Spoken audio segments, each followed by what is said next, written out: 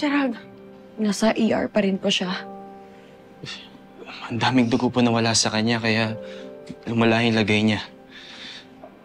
Namatayan na ako ng asawa. Ayokong maglibing ng anak. Huwag po tayo mawawala ng pag-asa. Kilala ko si Gerald. Lalaban siya. Lalaban siya para sa amin ni Mindy. Paging Dr. Marinas. Dr. Marinas to the Dad! station. Dad, anong ginagawa mo dito? Umuwi ka kaya muna. Kailangan mo magpahinga. Hindi ako uwi. Maghihintay ako rito sa resulta ng nangyari kay Gerald. Paging Dr. Santos. Dr. Santos to the nurse station, please.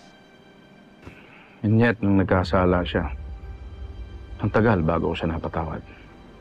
Yeah, well, forgiveness is a process, Dad. Ganyan din ang nararamdaman ko. Dahil hindi ko napatawad kaagad si Betsy. Iniisip ko nga kung sana napatawad ko siya, hindi na umabot sa ganito ang lahat.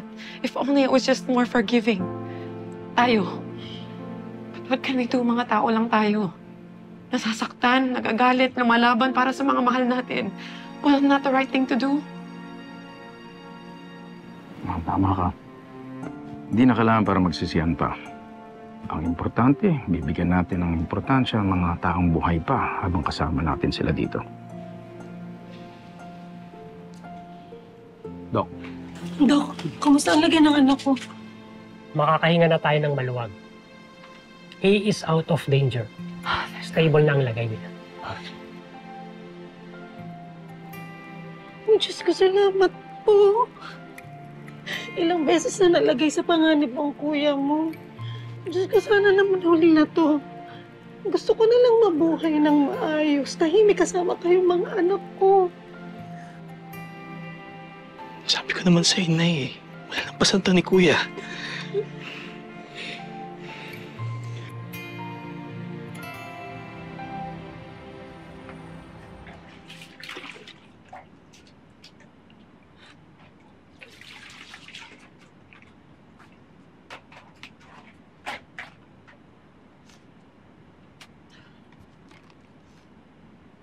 Ano? Hindi ka pa ba tapos dyan? Pabagal-bagal kasi. Pwede ba tantanan niyo ko? Tuwabi kayo dyan para malinis ko ng kabilang banyo. Aba! Mukhang lalaban to ah! Bakit? Ano bang pinagmamalaki mo? Ah, namayaman ka noon. Oo. Namimiss ko yung marangyang buhay ko. Magandang damit. Yung may aircon. Yung may internet. Hindi katulad dito. Dito sa impyernong lugar na to. Ah, impyerno pala ha? Sa bagay, tama ka. Dahil puro kampo ni Satanas ang nandito. At kami, ang mga satanas. Ayoko! Ayoko! Masala! Tawan niyo! Ayoko dito! Hindi na po!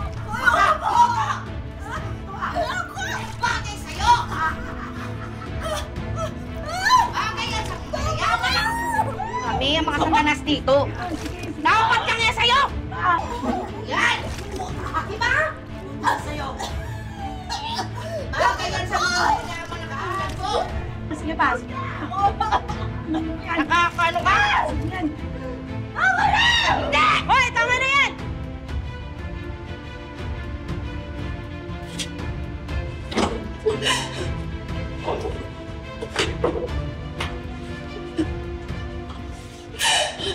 Mag-ayos na, may bisita ka.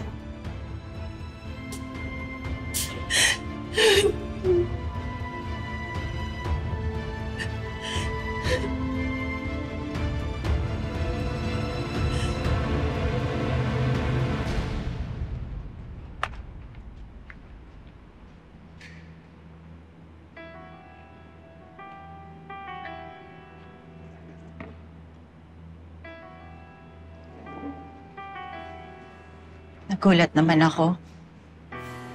Bakit ikaw?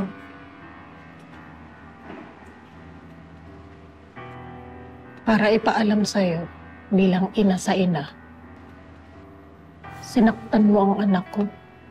Muntik pang mapatay. Buti na lang nakaligtas siya. Nangyari na yung mga nangyari. Wala na tayong magagawa, Nora. May magagawa ka. Ang umiyak. Dahil anak mo ang nagbayad sa lahat ng mga kasamaan mo. Bakit kasi si Betsy? Hindi ba naitakbo naman siya sa ospital? Naitakbo nga siya. Pero isa ng bangkay. Hindi totoo yan.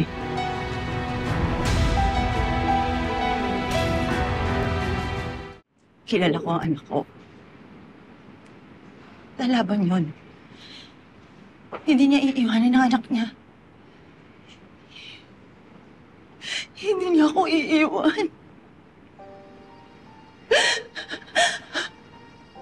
Susan, hindi na kinaya ni Betsy ang lahat.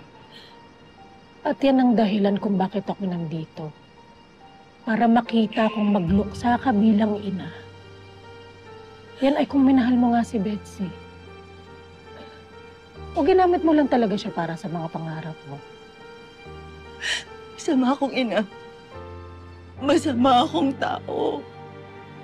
Pero alam na, Diyos.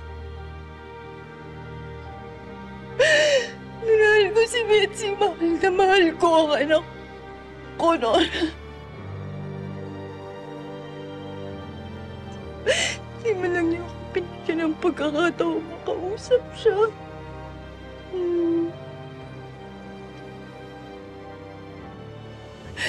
Ibayakap ko siya. Sabi ko sa kanya, anak, mahal kita. Na sana patawarin niya ako sa lahat ng mga kasalanan ko sa kanya. Sa lahat ng nagawa kong mali sa'yo. Betsy, mahal na mahal kita na.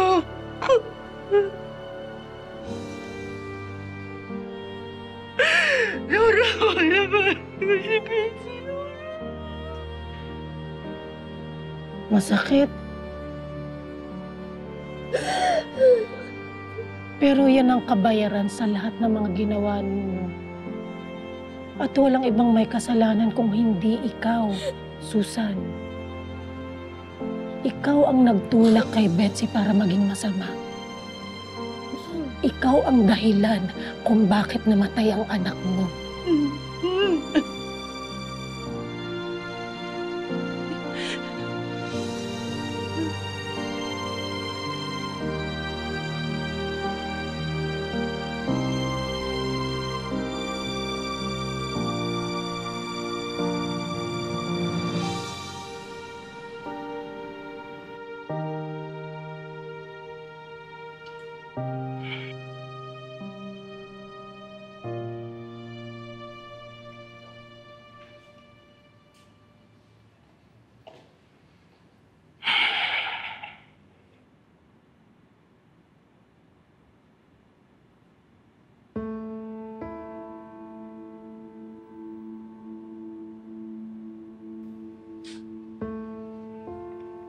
How ironic. Tayo pa rin ang mag-aalaga ng labi ni Betsy. Well, asawa mo pa rin siya, Dad. Nanay siya ni JR. She has no other family. Nakakulong na si Aling Susan. Alam mo, hindi ko pa rin siya mapatawad. Sa kabila ng lahat ng pagsisisi niya sa ginawa niya sa'yo.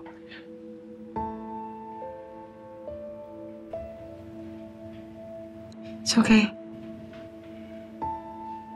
Hindi naman natin kailangan puwersahin. Just take it step by step. No, I guess you're right. I guess this is the beginning of a long journey of forgiveness. Pero deserve pa rin niyang malibing ng tama. Dahil nanay pa rin siya ni JR.